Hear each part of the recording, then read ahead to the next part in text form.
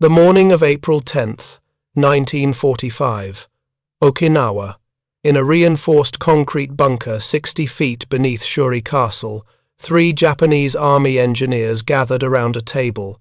On it lay something they had been ordered to examine for months: an intact American M2 Browning machine gun, half-inch caliber, complete with spare barrel and ammunition belts. Outside, the island shook with naval bombardment. American forces were grinding forward, meter by bloody meter. But inside this underground chamber, surrounded by technical manuals and measuring instruments, these men faced a different kind of battle, one not of bullets and explosions, but of understanding. For 2 years, Imperial Command had received troubling reports from every theatre. American firepower, particularly from their heavy machine guns, was achieving impossible results. At Tarawa, Marine positions had fired continuously for 15 minutes without pause, cutting down wave after wave of charges. On Saipan, single gun, emplacements had expended over 10,000 rounds in 6-hour engagements. The weapons simply did not stop. The Japanese had good machine guns. The Type 92 heavy machine gun had served faithfully since 1932.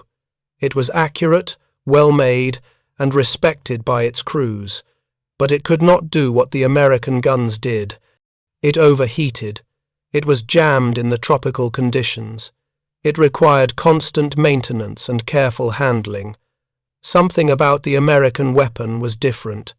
The question consuming Imperial headquarters was simple. What was their secret? The answer these engineers would discover would be far more devastating than any artillery barrage, because what they found was not a secret at all. It was a philosophy, one that revealed Japan had lost this war before the first shot was ever fired. If you're enjoying this deep dive into the story, hit the subscribe button and let us know in the comments from where in the world you are watching from today. The gun before them looked almost crude at first glance. The engineers, trained in the precision workshops of Tokyo and Osaka, expected something different. They expected sophistication, advanced metallurgy, secret mechanisms, some revolutionary American innovation that explained the impossible performance. Instead, what lay disassembled on that table appeared almost sloppy by Japanese manufacturing standards. Senior engineer Nakamura Kenji ran his calibrated measuring instruments along the barrel assembly. The tolerances were loose, surprisingly loose. Components had visible gaps between them. Parts rattled when handled. By every standard he had been taught, by every principle that defined quality Japanese manufacturing, this weapon should not work reliably. Yet American soldiers treated these guns as if they were indestructible. Field reports showed Marines firing them in rainstorms, in salt water, covered in mud and sand. The guns kept firing. How? The examination had begun 3 days earlier. The weapon had been captured on Luzon during the American advance through the Philippines. A Marine weapons team had been overrun during a counterattack, and Japanese infantry had recovered the position intact. The M2 had been carefully packed and transported, first to Manila, then, as American forces closed in, evacuated to Okinawa. It represented something rare and valuable, a pristine example of American military technology available for detailed technical analysis. Imperial Headquarters' directive had been explicit: determine the source of the American firepower advantage, discover what made their weapons superior, find the secret, so the Japanese industry could replicate it. The 3 engineers worked methodically. Nakamura, the senior man, had spent 20 years in ordnance development at the Kokura Arsenal. His assistant, Lieutenant Tanaka, was a recent graduate from Tokyo Imperial University, trained in mechanical engineering. The third man, Sergeant Yamamoto, was a master armourer who had maintained machine guns since the Manchurian campaigns of the 1930s. They began with basic measurements. Weight, 84 pounds for the gun itself, without tripod. The Japanese Type 92 weighed over 100 pounds with its tripod, and that tripod was essential for the gun to function.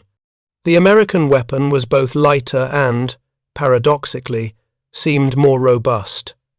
Caliber, 12.7 millimeters, the half-inch round. Massive compared to the Japanese 7.7 millimeter standard. This alone partially explained the devastating effect on the target. The kinetic energy difference was substantial, but it did not explain the reliability or the sustained fire capability. Rate of fire, nominally 450 to 600 rounds per minute, slower than many Japanese weapons. So it was not the volume of fire that created the American advantage. They moved to disassembly. This was where the first surprises emerged. The M2 operated on a short recoil principle with a tilting bolt. Nothing revolutionary. The basic mechanism was straightforward, even simple by modern standards. What struck the engineers immediately was the intentional looseness of the fit. Lieutenant Tanaka measured the bolt clearances repeatedly, certain his instruments were malfunctioning. They were not. The tolerances were genuinely large by Japanese standards. The bolt had nearly a millimeter of play in its housing. Parts that should fit precisely instead had visible gaps. This would never pass inspection at Kokura, Tanaka observed, frowning at his notebook. These tolerances are far too loose. The weapon should malfunction constantly. Sergeant Yamamoto, however, was nodding slowly. The old armourer had seen something the younger engineers had missed. "Look at the wear patterns," he said, indicating the bolt face with a small brush. "This weapon has fired thousands of rounds, perhaps tens of thousands. And see here, the surfaces are not scored or gouged. They even show wear across the entire contact surface," he demonstrated, working the action manually. The looseness means when dirt enters the mechanism, the bolt can still cycle. There is room for contamination. A tighter mechanism would be seized. The implications settled over them slowly. Japanese machine gun design philosophy emphasized precision. Every part was machined to exacting specifications. Components fit together with minimal clearance. This allowed for accuracy and smooth operation under ideal conditions. It was a point of pride for Japanese industry. The craftsmanship was superb, but it meant Japanese weapons required careful maintenance. They needed to be kept clean, properly lubricated, protected from the elements. In the tropical jungles and coral islands of the Pacific, this was increasingly difficult. The Type 92 required an oiling system to ensure reliability, a cartridge oiler that lubricated each round as it fed into the chamber. Without this, the gun would jam, and the oiler itself attracted dirt, creating a vicious cycle of contamination. The Americans had designed for imperfection. They had assumed their weapons would be used in terrible conditions by soldiers under extreme stress. The loose tolerances were not sloppiness, they were insurance against reality. Nakamura made careful notes. This was the first principle they had discovered, but it suggested something larger, a fundamental difference in design philosophy. They continued the examination. The barrel drew their attention next. The M2's barrel was heavy, notably heavy. The designation itself acknowledged this. M2HB, heavy barrel. The mass helped dissipate heat during sustained fire, but more importantly, the barrel could be changed. Sergeant Yamamoto worked the quick change mechanism with growing admiration. A single lever released the barrel. With practice, A soldier could swap a hot barrel for a cool one in under 10 seconds. No tools required. No disassembly of the weapon necessary. He looked at the spare barrel that had been captured with the gun. It was identical, completely interchangeable. "Try this," he said to the others. He removed the barrel from the captured M2 and retrieved a barrel from another American machine gun, one taken months earlier in a different battle, probably manufactured in a different factory. The barrel fit perfectly. The headspace was correct. The weapon would function. The engineers sat in silence for a long moment, considering the implications. Japanese machine guns required extensive work to change barrels. The Type 92's barrel could be changed, but it required partial disassembly of the weapon, careful adjustment of headspace, and typically took at least 10 minutes even for an experienced armorer. During that time, the gun was completely out of action. More significantly, barrels from different weapons were not reliably interchangeable. Each gun was, in essence, custom-fitted during 5D manufacture. This allowed for theoretical precision, but it meant logistics became a nightmare. A damaged barrel could not simply be swapped with any spare barrel. It needed to be the right barrel, from the right batch, carefully fitted. The Americans had sacrificed theoretical maximum precision for practical battlefield utility. They had designed their weapons around the assumption that barrels would get hot, would wear out, and would need replacement quickly under fire. It was not that the Americans had solved the overheating problem better. They had simply made dealing with it faster and easier. Lieutenant Tanaka was examining the manufacturing marks on various components. "These parts come from different factories," he noted. "This receiver was made by Frigadaire, the barrel by Colt. The tripod shows markings from yet another manufacturer." He paused, double-checking his translation of the English markings. "Frigidaire makes refrigerators in peacetime," he said quietly. "How are refrigerator manufacturers making precision military weapons?" The answer was in the design itself. The M2 had been engineered not just for battlefield use, but for mass production. The tolerances were loose enough that different factories, using different machinery, staffed by workers with varying skill levels, could all produce interchangeable parts. This was true standardization at a scale the Japanese had never attempted.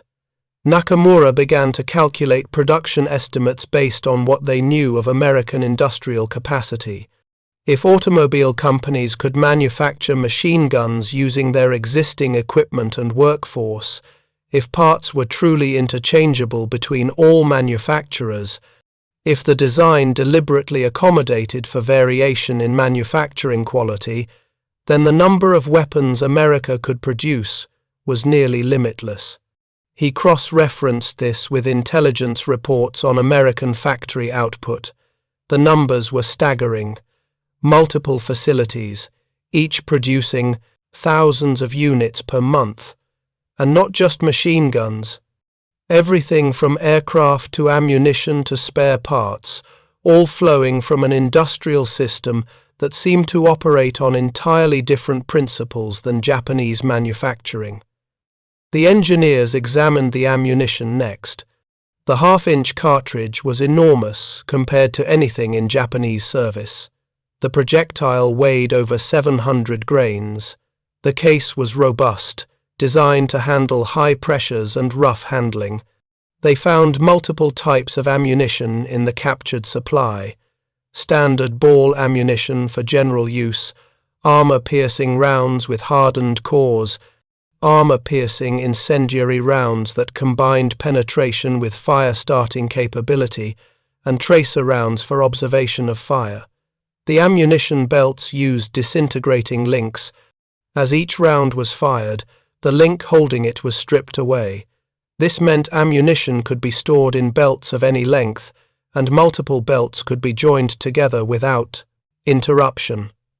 The gun could fire continuously as long as ammunition was available, and the barrel did not overheat, which, with the quick-change barrel system, meant effectively indefinitely. Japanese machine gun ammunition used feed strips, typically holding 30 rounds each. Each strip had to be inserted carefully to avoid misfeed. Changing from one strip to another created a pause in firing. It was a slower system, more prone to malfunction, but it had been deemed adequate when the Type 92 was designed in the early 1930s. The Americans had thought through every aspect of sustained fire. Everything from ammunition feed to barrel temperature management to parts replacement had been engineered for continuous operation under combat conditions. On the third day of examination, Nakamura began drafting his report. The task felt heavy. He knew what his findings would reveal, and the implications were troubling. The American M2 Browning was not superior because of advanced technology. The basic design dated to 1918, refined through the 1920s and early 30s. There were no secret mechanisms, no revolutionary metallurgy, no mysterious American innovation.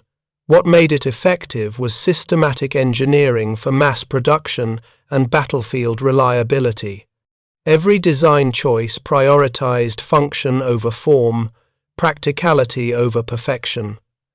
The weapon could be manufactured by thousands of workers with moderate training in hundreds of factories. Parts were interchangeable between all manufacturers and all production runs. The design accommodated dirt, sand, moisture, rough handling, and operator error. Maintenance was simple enough for frontline soldiers to perform under combat conditions. The quick-change barrel enabled sustained fire without lengthy cooling periods. Most significantly, the Americans possessed the industrial capacity to produce these weapons in overwhelming numbers, not dozens per month, not hundreds, thousands, tens of thousands, with ammunition production measured in millions of rounds per month, per factory. This was not a battle of weapons technology. It was a battle of industrial systems and design philosophy. Nakamura's report would include technical recommendations. Japanese machine gun designs should adopt looser tolerances. Quick-change barrel systems should be developed. Parts standardization across production facilities should be implemented. Designs should prioritize battlefield reliability over manufacturing precision, but he knew these recommendations were meaningless. Implementing them would require completely retooling Japanese industry. Every arsenal would need to abandon decades of manufacturing tradition. Every factory would need new machinery and processes. Workers and engineers would need retraining. The entire philosophy of production would need to change. It would take years. Japan had months. The sound of American artillery was growing closer. The bombardment never stopped now, day or night. Okinawa was being systematically destroyed, and everyone in the bunker knew it was only a matter of time before American forces even reached these deep fortifications. Lieutenant Tanaka looked up from his notes. How many of these guns do the Americans have? Nakamura had seen the intelligence estimates. Our best information suggests they have produced over 2 million of all types since 1933, perhaps 300,000 of the heavy barrel infantry version. The numbers hung in the air. 2 million. The entire Japanese machine gun production for all types, for all services, throughout the entire war, was perhaps 150,000 weapons total. And ammunition? Sergeant Yamamoto asked, though he seemed to already know the answer. Production capacity exceeds 40 million rounds per month, for just this one caliber. The sergeant carefully reassembled the M2. His movements were respectful, almost reverent. He understood now what this weapon represented. Not American ingenuity, American abundance. The Americans do not need the best machine gun, he said slowly. They need a good enough machine gun that they can build in unlimited quantities, and this is exactly what they have created. The examination was complete, the mystery was solved, and the solution was more devastating than any of them had anticipated. Outside, the battle for Okinawa continued. Inside, 3 engineers faced an uncomfortable truth. They had been tasked with discovering the secret of American firepower superiority. What they found was that there was no secret, just resources, industrial capacity, and a fundamentally different approach to warfare. The report would be filed. It would make its way through military channels to Tokyo. Senior commanders would read it. Some would understand.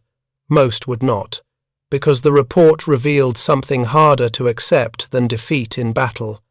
It revealed that Japan had chosen to fight a war of craftsmanship and precision against a nation that fought a war of scale and abundance, a nation that could afford to make its weapons simple and reliable because it could make so many of them, a nation that designed for mass production because it had the factories to implement mass production. The war of machines had been decided by the nature of the machines themselves, not their quality, but their quantity, not their sophistication, but their simplicity. And the lessons learned in that bunker beneath Shuri Castle, examining an American machine gun while American forces closed in from all sides, would prove to be lessons learned too late to matter. The report reached Tokyo in late April 1945. By then, the capital existed in a state of controlled chaos. American B-29 bombers had turned much of the city to ash during the firebombing raids of March. Government offices operated from scattered buildings and underground facilities. Communications were sporadic. The logistics of simply moving documents from one ministry to another had become a challenge. Nakamura's technical analysis arrived at the Army Ordnance Bureau on April 27th. The officer who received it, Colonel Arisaka Takeo, read it twice. Then he set it aside and stared at the wall for several minutes. Colonel Arisaka had spent his entire career in weapons development. He had overseen production at the Nagoya Arsenal. He understood manufacturing, metallurgy, and the brutal mathematics of industrial warfare, which meant he understood exactly what the report was telling him. The technical recommendations were sound.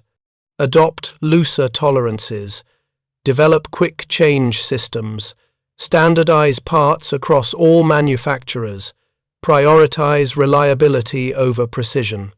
These were good engineering principles, and implementing them would improve Japanese weapons. But the report's conclusion was the part that mattered, the part that revealed the true scale of Japan's predicament.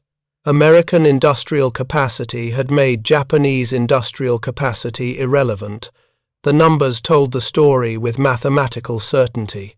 American production of the M2 Browning alone exceeded total Japanese machine gun production across all types. American ammunition production for a single weapon system exceeded Japanese ammunition production for all small arms combined. And this was just one weapon. The Americans had similar advantages in aircraft production, ship construction, artillery manufacture, vehicle output, and everything else that determined modern warfare's outcome. Colonel Arisaka had seen the comparative production figures before. Everyone in the ministry had seen them, but they were abstract, easy to dismiss as intelligence estimates that might be inflated or incorrect. Nakamura's report made them concrete. It showed exactly how American design philosophy enabled American production capacity. The M2 was not a wonder weapon. It was a manufacturing case, study, a demonstration of what happened when a nation designed its military equipment from the ground up for mass production. He drafted a cover memorandum and forwarded the report to the Vice Minister of the Army. He also sent copies to the Navy Ministry and to several senior officers in Southern Command. He did not expect the report to change anything. How could it? But he wanted it documented. I wanted someone, someday, to know that they had understood what was happening. The report eventually reached approximately 30 senior officers and officials. Most read it, acknowledged receipt, and filed it. A few wrote thoughtful responses agreeing with the technical analysis. None proposed any changes to existing policy or procurement, because what could be done? Retool Japan's entire industrial base? In mid-1945, with American forces island-hopping toward the home islands, with the Navy largely destroyed, with supply lines cut and resources exhausted, the time to implement these lessons had been 1935 or 1938, perhaps as late as 1941, but not 1945, not when American bombers owned the skies and American submarines owned the seas. The war was entering its final phase. Everyone knew it, even if official pronouncements spoke of fighting to the last man and achieving victory through spiritual strength. The men who read Nakamura's report understood that spiritual strength could not compete with industrial capacity. In Okinawa, the battle continued. The Americans advanced slowly, methodically, overwhelming each defensive position with firepower that seemed inexhaustible. Japanese forces fought with the expected ferocity, making the Americans pay for every meter of ground, but the outcome was never in doubt. The bunker beneath Shuri Castle fell in late May. American forces found it largely empty, its occupants having evacuated south as the perimeter collapsed. Among the debris left behind were technical manuals, engineering diagrams, and scattered reports. Some were collected by American intelligence teams. Most were simply destroyed or lost. The M2 Browning that had been examined so carefully was never found. Presumably it was destroyed during the evacuation or lost in the chaos of the final weeks of fighting. Its twin fate remained unknown, whether recaptured by American forces, destroyed by Japanese troops, or buried under the rubble of Shuri Castle. Of the 3 engineers who conducted the examination, 2 did not survive the war. Lieutenant Tanaka died in the fighting on Okinawa in June. Sergeant Yamamoto was killed during an American air raid on a supply convoy attempting to evacuate personnel from the island. Senior engineer Nakamura survived. He was evacuated to the home islands in early June and was in Osaka when the war ended in August. He spent the occupation years quietly, working as a machinist in a civilian factory. The skills that had once served this Imperial army now produced pots, pans, and eventually small electric motors. He never spoke publicly about his wartime work. But in the 1950s, as Japan's industrial recovery began in earnest, some of the principles from his report quietly resurfaced, not through official channels or military continuity, but through engineers and factory managers who had learned similar lessons from their own wartime experiences. The lessons were about designing for manufacturing, about tolerances and interchangeability, about prioritizing function over perfection, about building what could be built in quantity rather than what could be built perfectly in small numbers. These principles would become foundational to Japan's post-war industrial revolution. Companies like Toyota, Honda, and Sony would build global empires on manufacturing philosophies that emphasized systematic quality control, continuous improvement, and design for mass production. The same principles that had made the M2 Browning effective. The irony was complete. Japan lost the war partly because it fought with a manufacturing philosophy that prioritized craftsmanship over scale. Japan won the peace by adopting the manufacturing philosophy of its former enemy, but in 1945, none of this was apparent.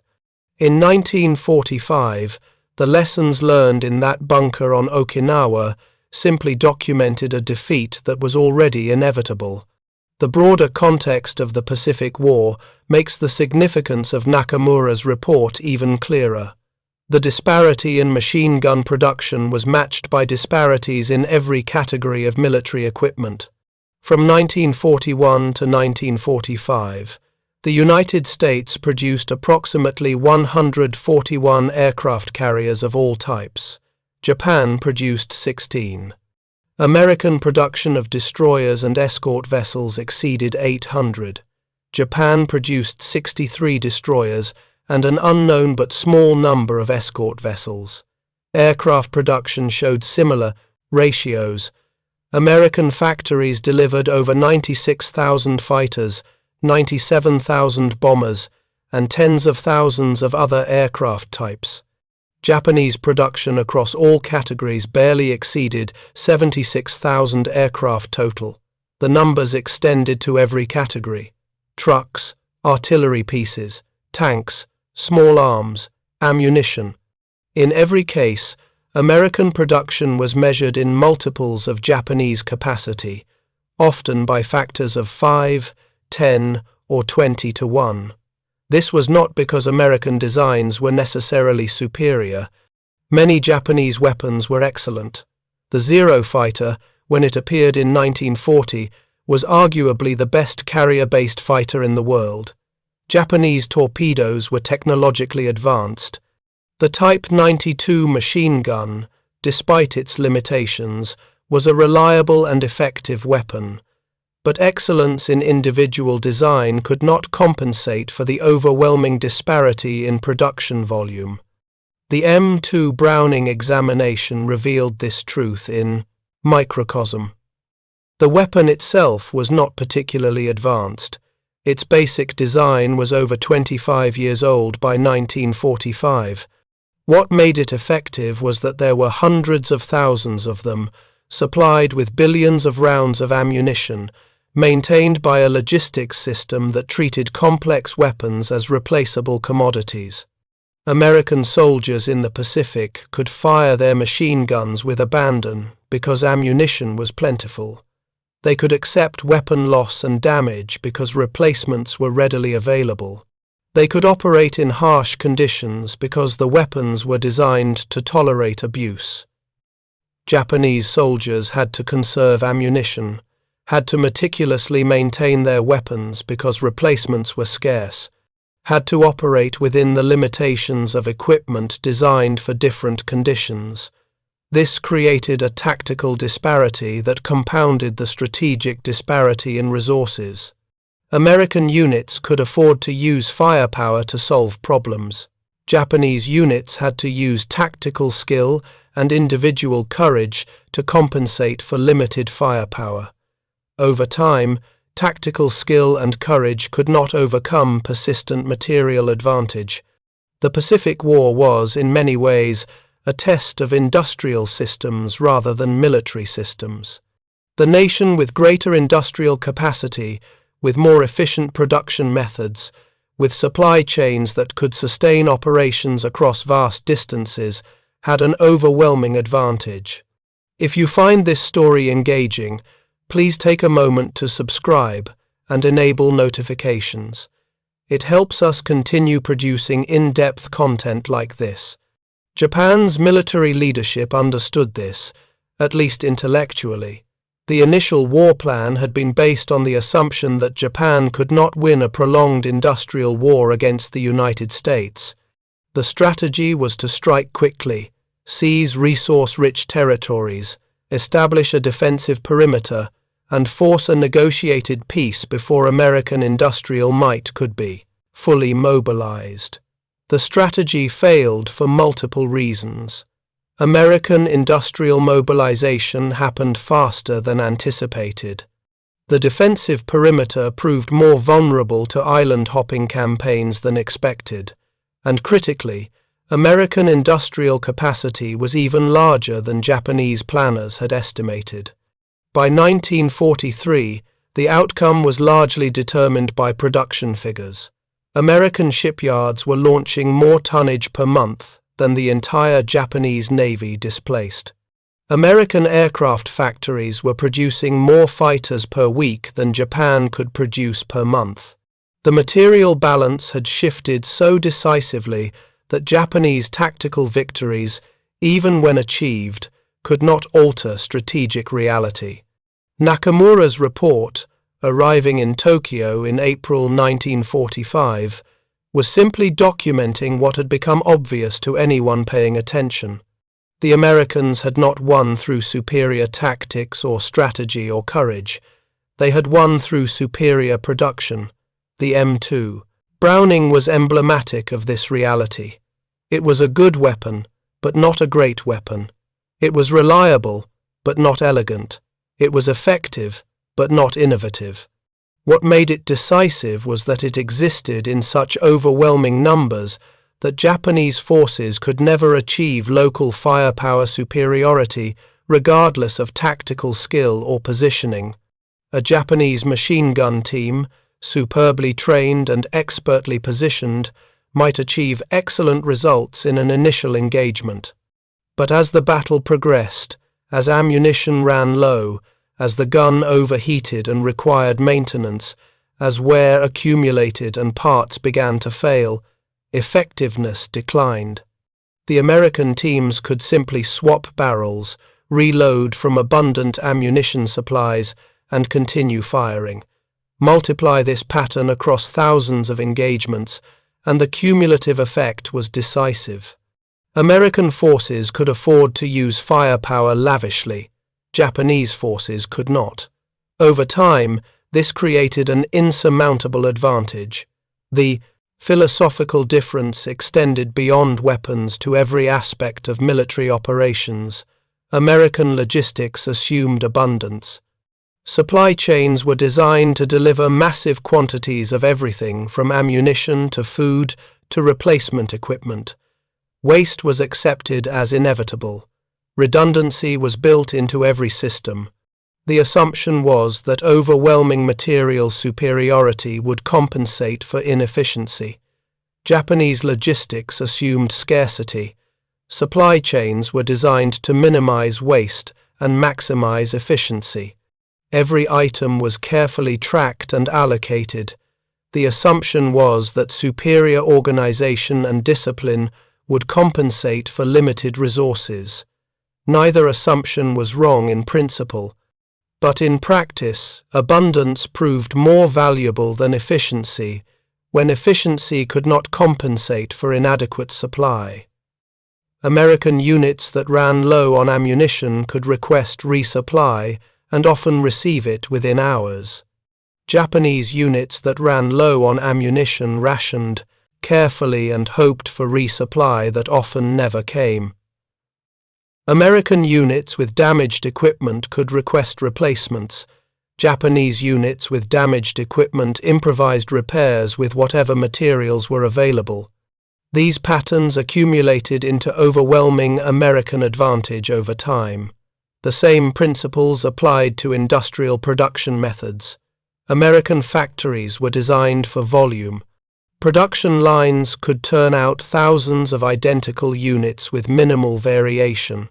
Quality control focused on ensuring each unit met minimum specifications rather than maximizing quality of individual units. Japanese factories were designed for quality. Skilled craftsmen carefully assembled each weapon to exacting standards. Quality control focused on ensuring each unit approached theoretical perfection. The American approach produced more weapons of adequate quality. The Japanese approach produced fewer weapons of excellent quality. In a war of attrition, adequate quality in large quantities defeated excellent quality in small quantities. This was the fundamental lesson that Nakamura's report documented. The Americans had made different design choices because they had different production capabilities, and those production capabilities derived from different industrial development paths chosen decades earlier. The United States had invested heavily in mass production techniques since the early 20th century. The automotive industry, in particular, had pioneered production line methods that could turn out thousands of identical units at low per-unit cost.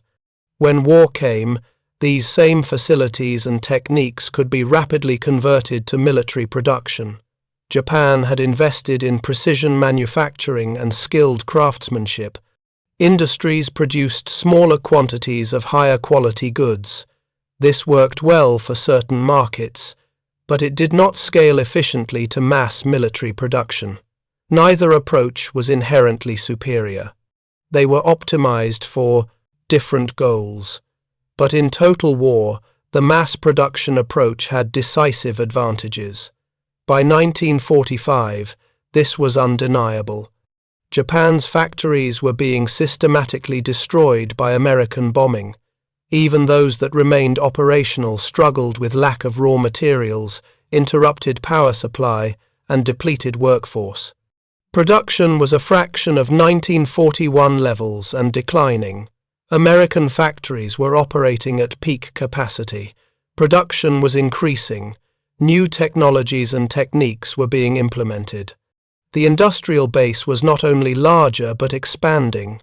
Colonel Arisaka, reading Nakamura's report in a damaged office building in Tokyo, understood all of this.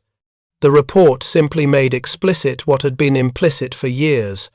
Japan had lost an industrial war because it lacked industrial capacity to compete.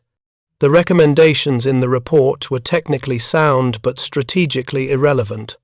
Yes, Japanese weapons should be redesigned for easier manufacture and greater reliability. But Japan no longer had the time, resources, or industrial capacity to implement such redesigns. The war would be over before any new designs could enter production. And after the war, the military-industrial complex that had produced weapons would cease to exist. What happened to the lessons then? Some were lost. Many of the engineers and officers who understood these principles died in the war. Documentation was destroyed. Facilities were bombed or dismantled during occupation. But some lessons survived. Engineers like Nakamura returned to civilian life, carrying knowledge gained from wartime experience. Factory managers who had struggled with war production remembered what had worked and what had not. Technical specialists who had examined captured equipment retained understanding of different design philosophies. These individuals, scattered across post-war Japan, would eventually contribute to industrial reconstruction, not through conscious application of military lessons to civilian production, but through gradual adoption of effective manufacturing principles that happened to resemble what they had learned during the war. The connection was not direct or documented. There was no systematic transfer of military manufacturing knowledge to civilian industry. But the principles themselves, design for manufacture, standardized components, reliable simplicity over fragile complexity, systematic quality control, these gradually permeated Japanese industry during the 1950s and 60s. Companies learning to produce civilian goods for export markets discovered that American and European customers valued reliability and consistent quality over exceptional craftsmanship. They learned that competing globally required efficient production at scale. They learned that tolerance management and interchangeable parts enabled efficient maintenance and customer satisfaction. These were the same lessons that Nakamura had documented about the M2 Browning, but now applied to cameras, motorcycles, automobiles, and electronics rather than machine guns. The transformation was not immediate. Early post-war Japanese exports often had poor reputations. Products were seen as cheap imitations of Western designs. Quality was inconsistent. Reliability was questionable. But the Japanese industry improved systematically. Companies invested in process control and quality management. They studied American manufacturing methods, including those developed during the war. They adopted statistical quality control techniques. They implemented continuous improvement systems. By the 1970s, Japanese manufacturing had become globally competitive, not through individual craftsmanship, but through systematic production excellence. Products were reliable, consistent, and increasingly innovative. The irony, again, was complete. The manufacturing philosophy that Japan had faced as a devastating military disadvantage during the war became a commercial advantage during peace. The lessons learned from examining American weapons informed the production of Japanese civilian goods. None of this would have consoled the engineers in that Okinawa bunker in April 1945. They were not thinking about post-war industrial development. They were thinking about immediate military reality, about the battle being lost around them, about the war that was clearly ending in defeat. Lieutenant Tanaka, who would die 6 weeks later in the fighting, could not have imagined that principles he helped document would eventually contribute to Japan's economic recovery. Sergeant Yamamoto, who would die in an air raid, could not have known that quick change systems and interchangeable parts would become standard in post-war Japanese manufacturing. Senior engineer Nakamura, who would survive to see Japan's industrial resurrection, never publicly connected his wartime technical analysis to post-war manufacturing success. Perhaps he saw the connection but chose not to discuss it. Perhaps he considered it an inappropriate comparison. Or perhaps the lessons seemed so obvious in retrospect that they did not merit special comment. What remains is the historical record. The M2 Browning continued in American service long after the war. The same basic design, refined but fundamentally unchanged, served through Korea, Vietnam, and into the 21st century. Some guns manufactured in the 1940s remained in service into the 2000s, a testament to robust design and maintainable simplicity. Japan's Type 92 machine gun was retired shortly after the war. Some examples were used by other Asian nations who acquired Japanese weapons stocks, but by the 1960s, they had largely disappeared from service. They were effective weapons, but they represented a design philosophy that had become obsolete. The broader lesson extends beyond specific weapons or even beyond World War II. The conflict between design philosophies, perfection versus reliability, craftsmanship versus scale, optimization versus robustness, recurs throughout technological history. Complex systems designed for ideal conditions often fail in actual use. Simple systems designed for worst-case conditions often succeed despite being theoretically inferior. The gulf between laboratory performance and field performance can determine success or failure regardless of theoretical capabilities. Military history is full of examples, highly sophisticated weapons that failed in combat conditions, simple weapons that exceeded expectations, technologies that worked brilliantly in testing but failed in deployment, and occasionally, designs that succeeded specifically because they anticipated and accommodated failure. The M2 Browning was one of those designs. It anticipated that soldiers would not maintain weapons perfectly, that combat would expose equipment to extreme conditions, that logistics would be imperfect and resupply irregular, that operators would be stressed, tired, and sometimes poorly trained. So it was designed to work anyway, to tolerate abuse and neglect, to continue functioning when dirty, wet, hot, or roughly handled, to be maintained by soldiers with minimal training using minimal tools.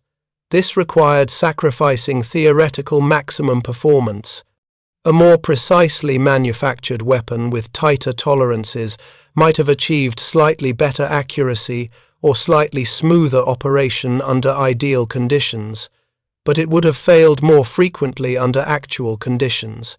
The design choice was deliberate, accept good enough performance under all conditions rather than excellent performance under ideal conditions. Japanese weapons, generally, made the opposite choice. They were designed for excellent performance when properly maintained and operated. This made sense for a military culture that emphasized discipline, training, and attention to detail. If soldiers would maintain weapons carefully, if conditions could be controlled, if operations occurred according to plan, then optimized weapons would perform better, but conditions could not be controlled. Operations did not occur according to plan. And as the war progressed and Japanese resources became stretched, maintenance standards declined. Weapons that required careful maintenance performed poorly when maintenance was impossible.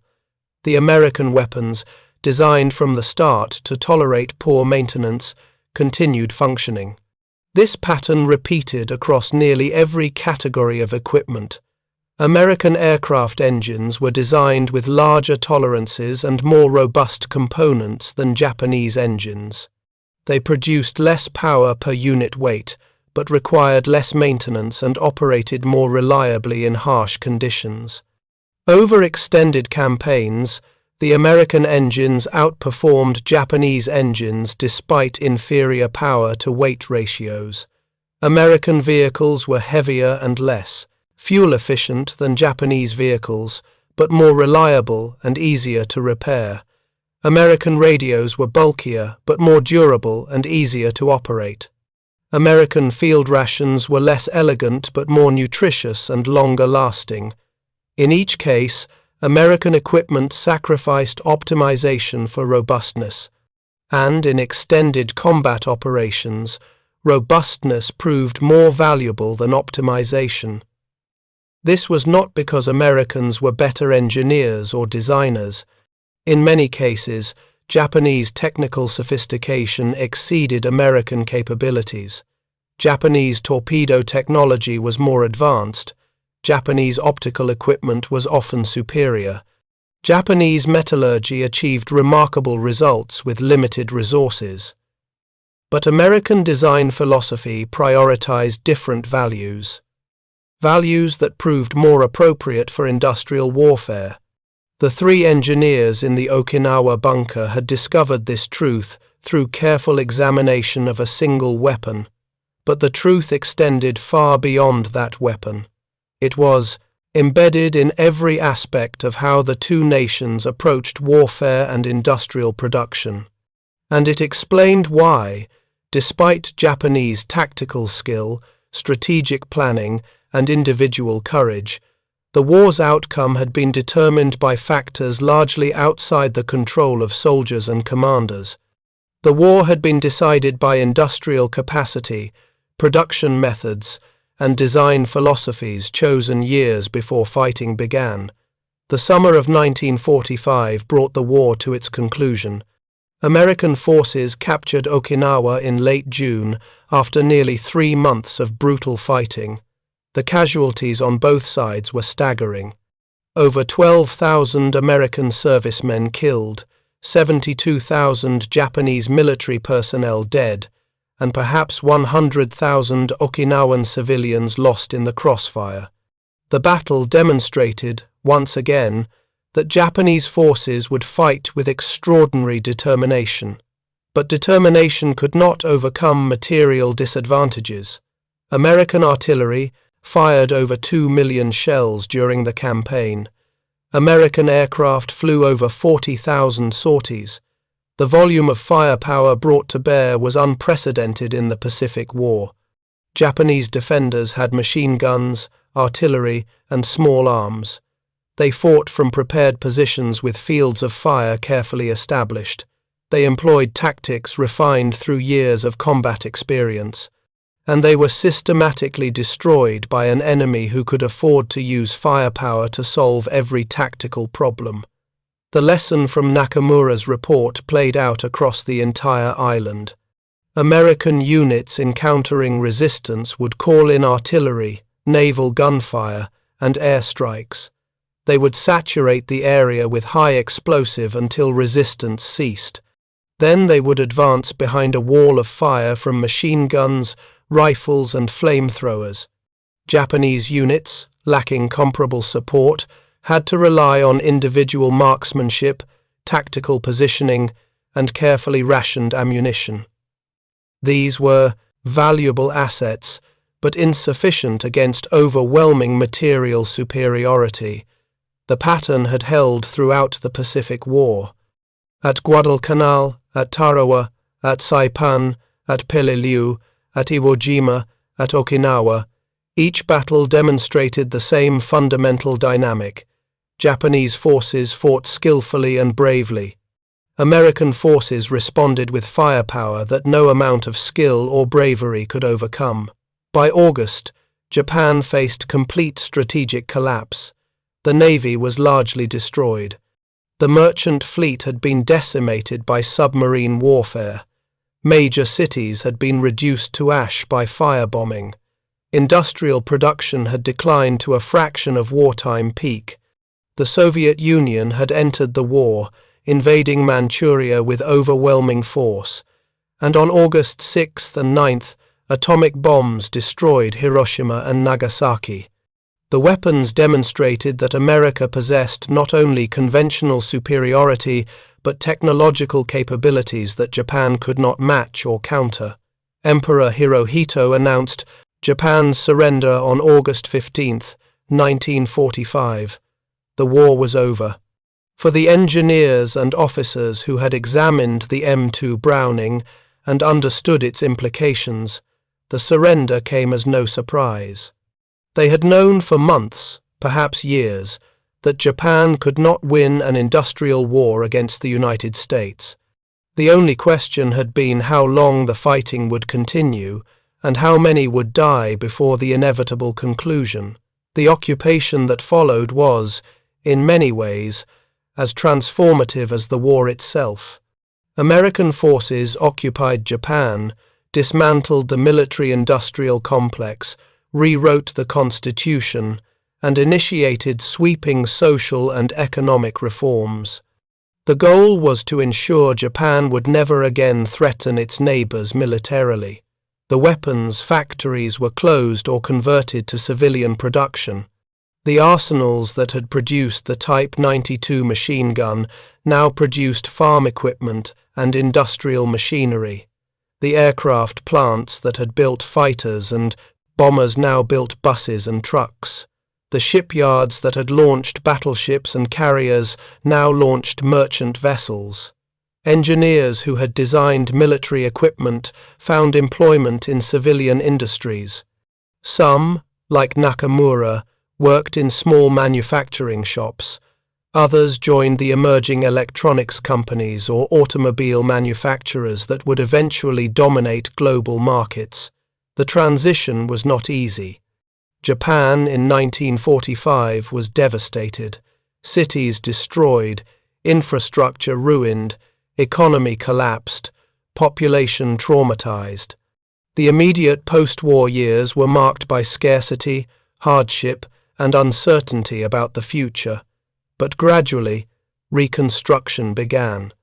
Initially with American assistance through the occupation authorities, and later through Japanese initiative as the economy recovered. By the 1950s, industrial production was approaching pre-war levels.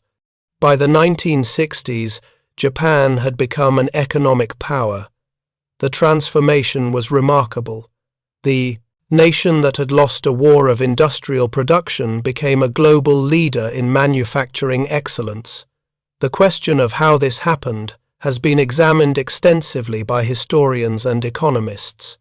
Multiple factors contributed: American assistance during occupation, investment in education and infrastructure, adoption of new technologies and manufacturing methods, development of export-oriented industries, favorable global economic conditions during the Cold War. But one factor rarely discussed is the learning that occurred during the war itself. The lessons Japanese engineers and manufacturers drew from examining, competing with, and ultimately being defeated by American industrial production. These lessons were not formally codified or systematically transferred. There was no institutional memory that connected wartime technical analysis to post-war manufacturing success. The connection was organic, emerging through the accumulated experience of thousands of individuals who had learned, in various ways, what effective industrial production required. Nakamura never wrote about his wartime work publicly, but in the small machine shop where he worked during the 1950s, he emphasized principles that seemed to echo his Okinawa report: design for manufacture, prioritize reliability over perfection, ensure parts are interchangeable, build systems that tolerate variation and imperfection. These principles were not unique to Nakamura. They were being discovered and rediscovered across Japanese industry by engineers and managers grappling with the challenges of reconstruction and competition in global markets. The difference was that now these principles were being applied to create value rather than destroy it, to build products that improved lives rather than weapons that ended them. The same systematic thinking, the same attention to process, the same focus on reliability and efficiency, but directed toward peaceful purposes. By the 1960s, Japanese products were gaining reputations for reliability and quality. By the 1970s, Japanese companies were global competitors. By the 1980s, Japanese manufacturing was often considered the world standard for efficiency and quality. The transformation was complete. The nation that had fought and lost a war of industrial production had become a leader in industrial excellence. The M2 Browning, meanwhile, continued its service. The weapon that had been examined so carefully in that Okinawa bunker remained in American arsenals, largely unchanged. Refinements were made over the decades, manufacturing processes improved, materials advanced, but the basic design, the fundamental philosophy, remained constant. In Korea, M2 Brownings provided fire support for American and Allied forces. In Vietnam, they armed helicopters, vehicles, and defensive positions. In the Gulf War, they equipped armored vehicles and aircraft. In Iraq and Afghanistan, they continued serving, now mounted on Humvees and MRAPs, operated by soldiers born decades after the weapon's design was finalized. Some individual weapons manufactured during World War II remained in service into the 21st century. Rebuilt, refurbished, with replacement parts as needed, but fundamentally the same guns that had fought across the Pacific 80 years earlier. This longevity itself validates the design philosophy. A weapon built for easy maintenance, with interchangeable parts, designed to tolerate imperfection, can serve for generations. A weapon optimized for ideal performance in perfect conditions would have been obsolete decades ago. The Type 92 machine gun, by contrast, disappeared from service shortly after the war. Some examples survive in museums, carefully preserved as artifacts of a bygone era. They represent excellent craftsmanship and sound engineering, but they also represent a design philosophy that proved inadequate for 20th century warfare. The comparison is not meant to diminish Japanese engineering skill. In many domains, Japanese engineers and designers were equal or superior to their American counterparts. The issue was not capability but philosophy. The choices made about how to approach design and manufacturing, and philosophy is shaped by context. Japan, as an island nation with limited natural resources, had developed manufacturing traditions that emphasized efficiency and craftsmanship. Make the most of limited materials, build things to last, value quality over quantity. These were sensible principles for peacetime manufacturing of civilian goods. They were less suited to total war requiring mass production of military equipment. America, with vast natural resources and continental scale, had developed different manufacturing traditions. Emphasize volume, accept waste as the cost of scale, value consistency over perfection. Build systems that can produce thousands of adequate units rather than hundreds of excellent units. These principles proved well suited to industrial warfare, and they eventually proved valuable for peacetime manufacturing as well, once markets became global and competition intensified. The irony is that by the late 20th century, Japanese manufacturing had incorporated the best of both traditions. The efficiency and attention to detail of traditional craftsmanship combined with the systematic approach and scale of American mass production. This synthesis created manufacturing systems that were both efficient and high quality, producing millions of units with consistent excellence. Companies like Toyota developed production systems that emphasized continuous improvement, waste elimination, and systematic problem-solving. These methods drew on Japanese cultural traditions of discipline and attention to detail, but they also incorporated principles of standardization, interchangeability, and process control that resembled American industrial practice. The result was manufacturing systems that could produce high volumes of high-quality products efficiently. The best of both approaches synthesized into something new. Whether this synthesis was consciously informed by wartime lessons is impossible to determine with certainty. The connections are circumstantial. The individuals involved rarely discussed wartime experiences. The cultural preference for moving forward rather than dwelling on defeat meant that lessons learned during the war were not publicly examined or celebrated, but the patterns are suggestive. Japanese manufacturing after the war gradually adopted principles that addressed the weaknesses revealed by wartime experience. The emphasis on reliability, on designing for manufacture, on systematic process control, on ensuring components were truly interchangeable, these addressed exactly the issues that had limited Japanese weapons production during the war, and the results speak for themselves. By the late 20th century, Japanese manufacturing excellence was globally recognized. Products bearing "Made in Japan" labels were sought after for their reliability and quality. Industries from automobiles to electronics to precision machinery were dominated by Japanese companies. The nation that had lost an industrial war had won an industrial peace. For senior engineer Nakamura, who lived until 1978, the transformation was both gratifying and bittersweet. Gratifying to see his nation recover and prosper. Bittersweet to remember the cost at which lessons had been learned. He never spoke publicly about his role in examining the captured M2 Browning. His family knew only that he had worked in weapons development during the war. The specifics remained private.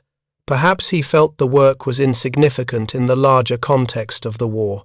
Perhaps he preferred not to dwell on memories of defeat and loss, but in the small machine shop where he worked, training younger engineers, emphasizing principles of reliable design and efficient manufacture, perhaps the lessons lived on, not through explicit connection to wartime experience, but through transmission of principles he had learned through hard experience.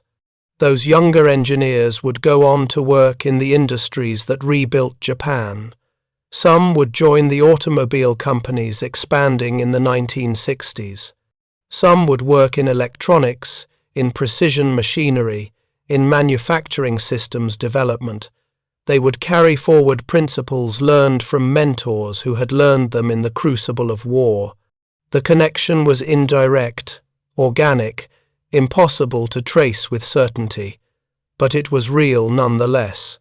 The broader lesson extends beyond Japan or World War II. It speaks to how learning occurs, how knowledge is transferred, how experience shapes thinking even when the connection is not explicit or acknowledged. The engineers who examined the M2 Browning learned something important, not just technical details about a weapon, but deeper principles about design philosophy, manufacturing systems, and the relationship between industrial capacity and military capability. Those principles informed their thinking forever after. Even when working on civilian products in peacetime, the lessons remained relevant. Design for the real world, not ideal conditions. Build systems that tolerate imperfection. Prioritize reliability over optimization. Enable easy maintenance and repair. These are universal principles of good design. They apply to machine guns and automobiles, to military equipment and consumer electronics, to products used in war and products used in peace. The tragedy is that the lessons were learned through defeat and suffering. Thousands died in battles where Japanese forces were systematically destroyed by American firepower superiority. Millions suffered through war and occupation. The learning came at immense cost, but the lessons endured. And perhaps, in some small way, the suffering was not entirely meaningless if it led to understanding that later contributed to peaceful prosperity. This is not to justify or glorify war. The cost was far too high. But it is to acknowledge that humans learn from experience, including terrible experiences, and that lessons learned, even at great cost, can eventually serve constructive purposes if those who learned them survive to apply that knowledge differently. The M2 Browning, examined carefully by Japanese engineers in a bunker on Okinawa while battle raged above, taught lessons that echoed through decades. Not because the weapon itself was revolutionary, but because it embodied principles that proved fundamental to industrial-age warfare and eventually to industrial-age manufacturing. Those principles design for manufacture, reliability through simplicity, interchangeability at scale, systems thinking over component optimization became foundational to modern manufacturing regardless of nation or industry. The weapon that revealed Japan's wartime weakness eventually contributed, however indirectly, to Japan's post-war strength. The nation that lost a war of production became a leader in production excellence. The engineers who documented defeat in 1945 helped build prosperity in the decades that followed. The story comes full circle, not through direct causation or simple narrative arc, but through the complex ways that knowledge accumulates, experience shapes thinking, and hard lessons eventually yield understanding. Thank you for reading. For more detailed historical breakdowns, check out the other videos on your screen now, and don't forget to subscribe. On a quiet shelf in the Japan Ground Self-Defense Forces Ordnance School Museum in Tsuchiura, there sits a Type 92 heavy machine gun. Carefully preserved, fully functional, it represents the craftsmanship and engineering skill of 1930s Japan. Nearby, in a separate display, sits an American M2 Browning, captured during the war and retained as a training aid.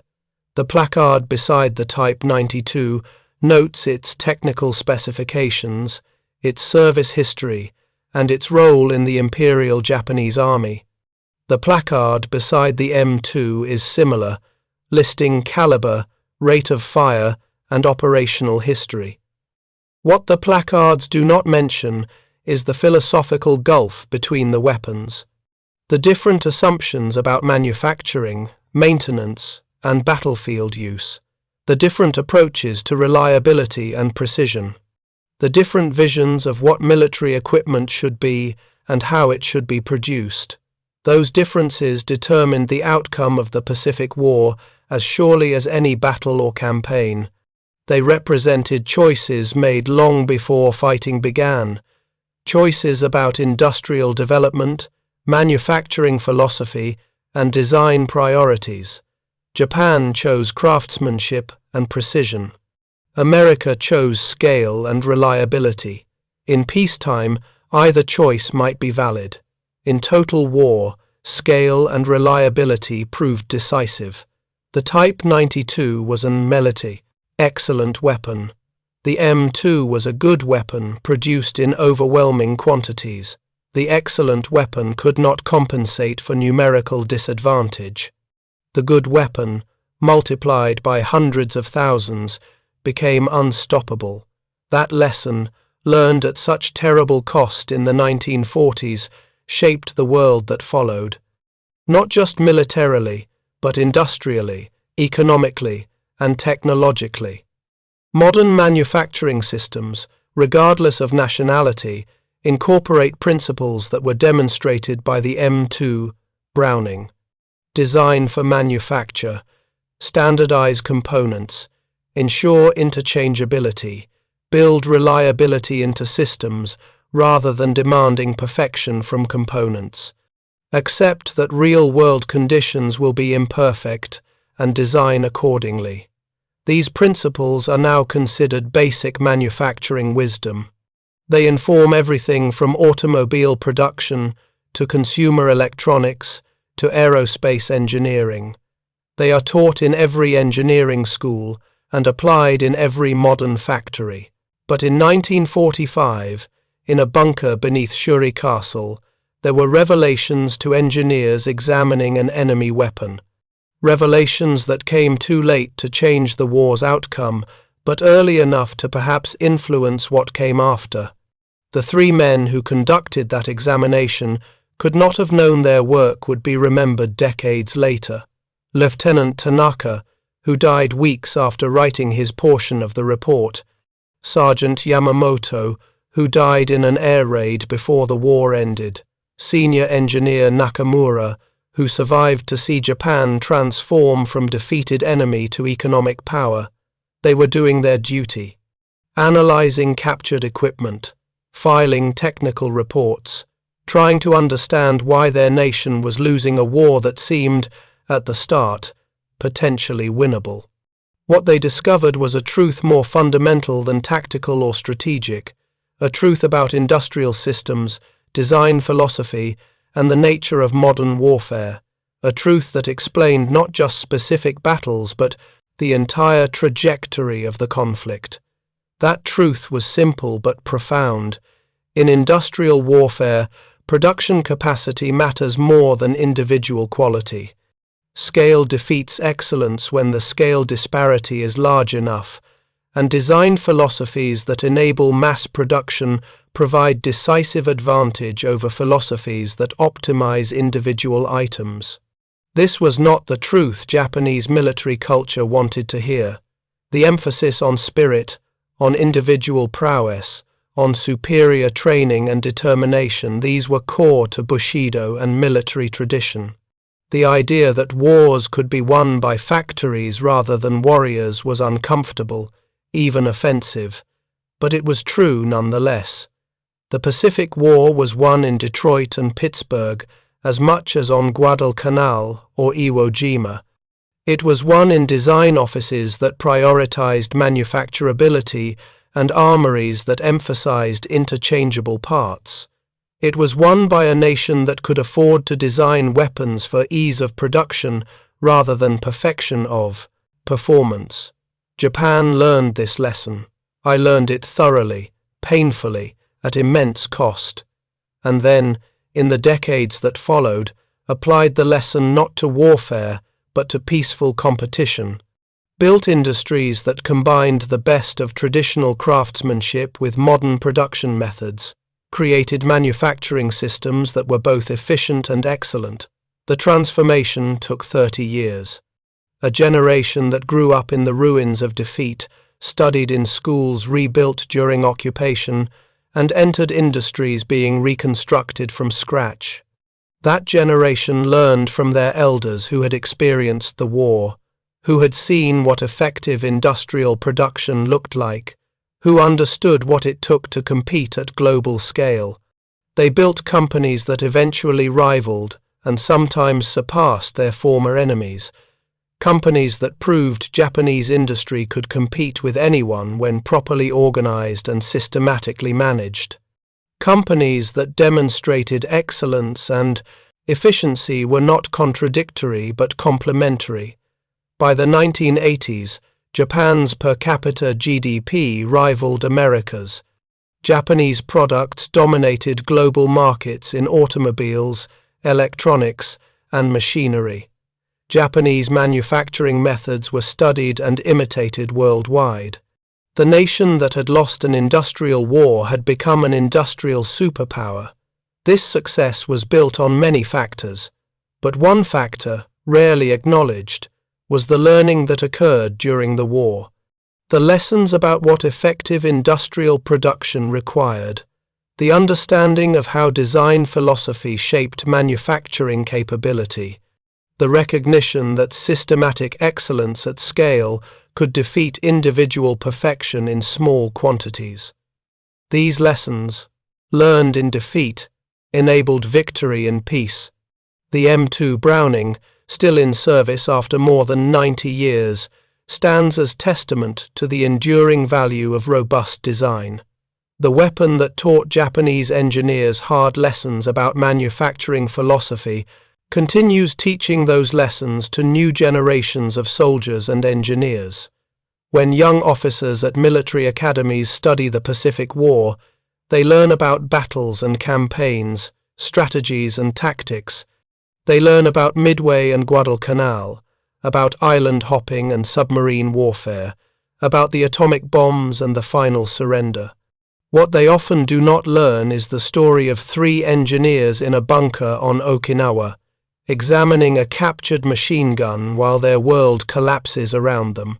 The story of technical analysis that revealed strategic truth. The story of lessons learned too late to matter militarily but early enough to matter industrially.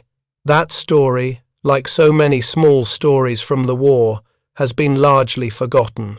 The engineers left no memoirs.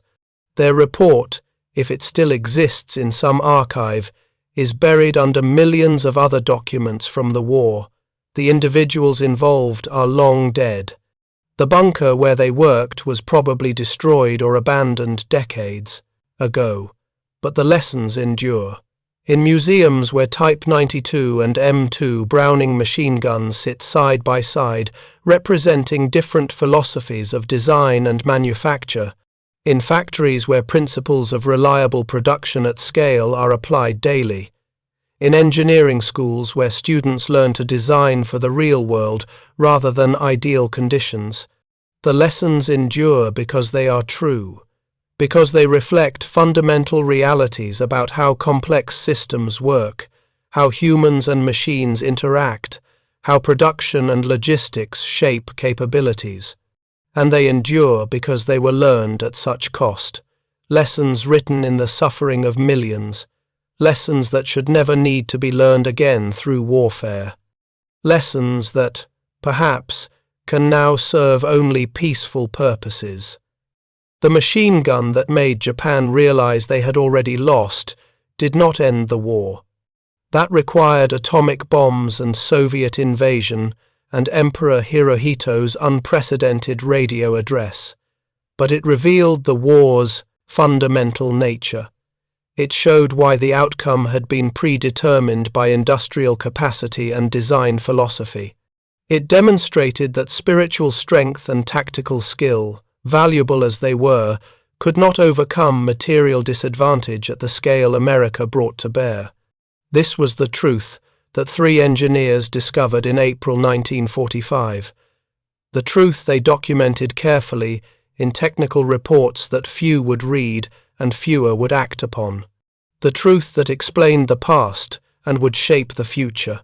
In the end, perhaps that is the real legacy, not the weapon itself, remarkable as its longevity has been, but the lessons it taught about design, manufacturing, and the systematic thinking required to succeed in industrial competition, whether military or peaceful.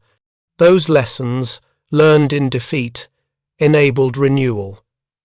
The nation that lost learned more from losing than the nation that won learned from winning. And that learning, applied over decades to peaceful purposes, transformed defeat into the foundation for future success. The story of the M2 Browning and the Japanese engineers who examined it is ultimately a story about learning, about how understanding emerges from experience, even terrible experience, about how lessons travel across time and context, informing thinking in ways not always visible or acknowledged, about how defeat can teach more than victory if those who survive are willing to learn. It is a story without villains or heroes, just engineers doing their work, soldiers fighting their battles, nations competing with everything they had, and in the end, lessons learned that would outlast the war itself and shape the peace that followed. The bunker on Okinawa is gone. The engineers are gone. The war is history, studied by scholars and students, but no longer lived experience for anyone still alive. But the lessons remain relevant. The principles of reliable design, of manufacturing at scale, of building systems that tolerate imperfection, these remain fundamental to modern industry and modern warfare. And somewhere, perhaps in some archive or museum, the technical report still exists, pages yellowed with age, written in careful Japanese script, documenting the examination of a captured American machine gun, a report that changed nothing about the war, but everything about how Japan would think about manufacturing in the decades that followed. A small story, a forgotten story, but one that captures something essential about how nations learn, how knowledge transfers across contexts, and how even the most devastating defeats can eventually yield understanding that serves better purposes. That is the story of the machine gun that made Japan realize they had already lost. Not a story of technology or tactics, but a story of philosophy, learning, and transformation. A story that matters not because of the weapon, but because of what the weapon taught. Thank you for watching. For more detailed historical breakdowns, check out the other videos on your screen now, and don't forget to subscribe.